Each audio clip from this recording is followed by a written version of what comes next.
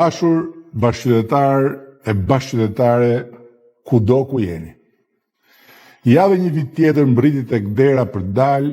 duke lënë Shqipërinë më lart se në ditën kur hyri. Gjatë rrugtimit të këtij viti, shumica për jush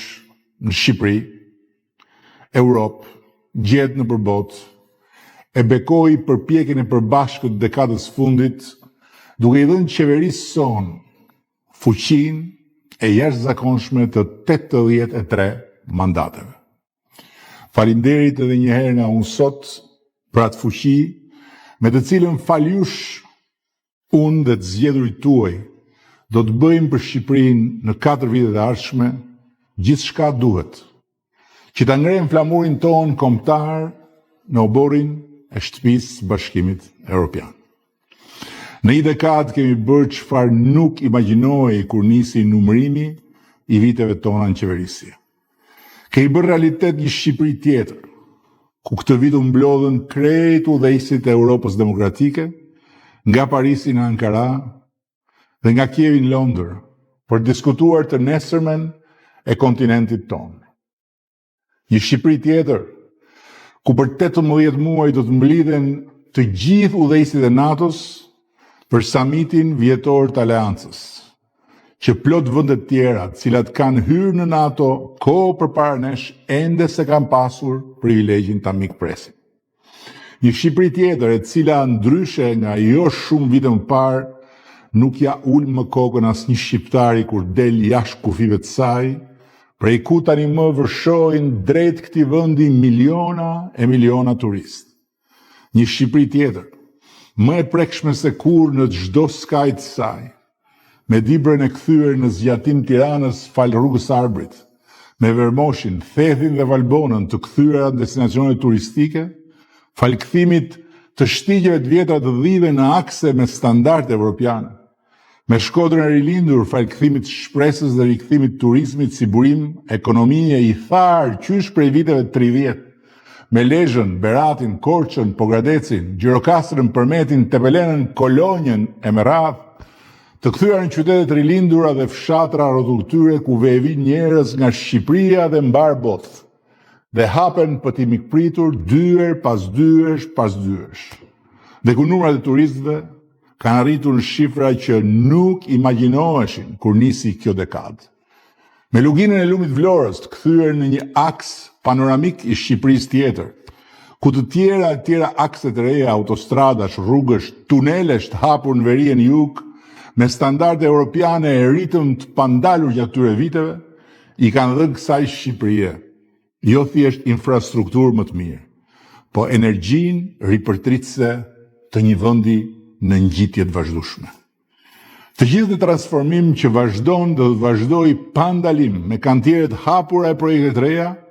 drejt Shqipërisë 2030 në Bashkimin Evropian nuk e solli koha, siç thon disa,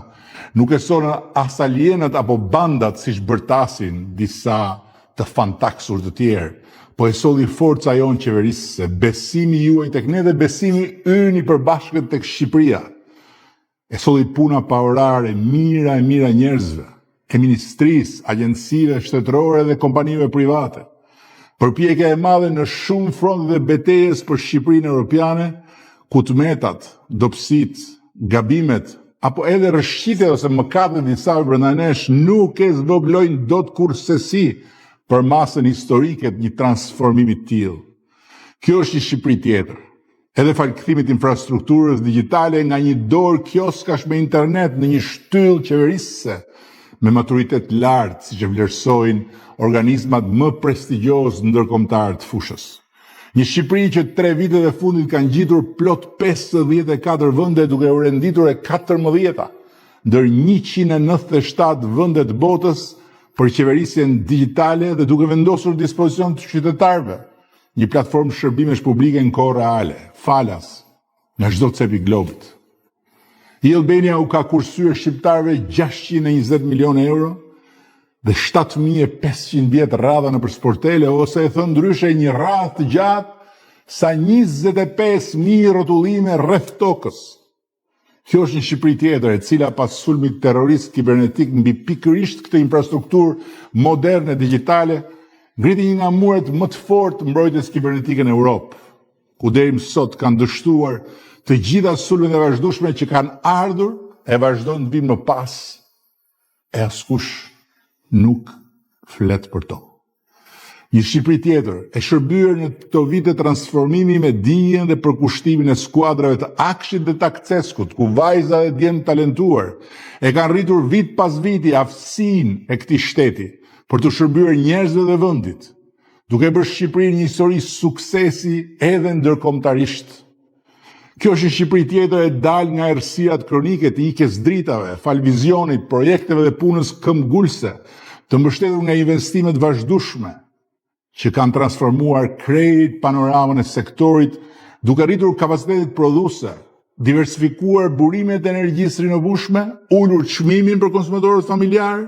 dhe duke ngjitur vit pas viti drejt majës së sovranitetit energjetik, të cilën dha mbrim brenda këtij mandati për të mos harxhuar më as 100 darkë për të importuar energji nga jashtë. Kjo Shqipëri tjetër nuk ka asnjë lidhje me Shqipërinë e piknisjes kësaj dekade, kur ishim të shpërfillur të damkosur të Europës. Ky vit mbyllet për Shqipërinë jo vetëm me negociatat dhe antarësimit të hapura në çdo kapitull, por edhe me ngjitjen e Shqipërisë në pozicionin e ashtu quajturit front runner, pararendës i procesit të integrimit Ballkanit Perëndimor në Bashkimin Evropian. As këtë rezultat shëmbullor, fantastik për emrin e vendit tonë dhe për dignitetin e kombit tonë nuk e solli koha, por përkushtimi i ekipit kombëtar të negociatave dhe dija, puna, këmbgulja e më shumë se 1000 patriotëve publik në ministrit dhe në institucionet e pavarura të shtetit shqiptar. Dekada e fundit ka qenë për Shqipërinë dhe shqiptarët një kohë me një shpejtësi të re shqiptare, një përpjekje e madhe për të fituar kohën e humbur të një tranzicioni të qartur, përplasjesh me muret e prapambetjes. Një projekt kombëtar reformash transformuese për të hapur rrugën e të vërtetës sonë si popull evropian që meriton të ulet në sofrën e përbashkët evropiane. Nuk është sot gjikundi koha për një nga ato fjalimet e mia të gjata. Ky është momenti për mua që t'ju siguroj se kohën e re të Shqipërisë nuk e kthen dot më mbrapsh askush. Dhe se më e mira është e gjitha përpara për Shqipërinë dhe shqiptarët. Që t'ju garantoj se viti i ardhshëm me ata pas tij do të sjellin dhe më shumë frute se sa ka sjellë deri më sot puna transformuese e kësaj dekade, dhe që t'ju uroj gëzuar kudo ku jeni, me çdo që keni pranë dhe me shëndet e mbarësi në vitin që po hyn në derë. Gëzuar.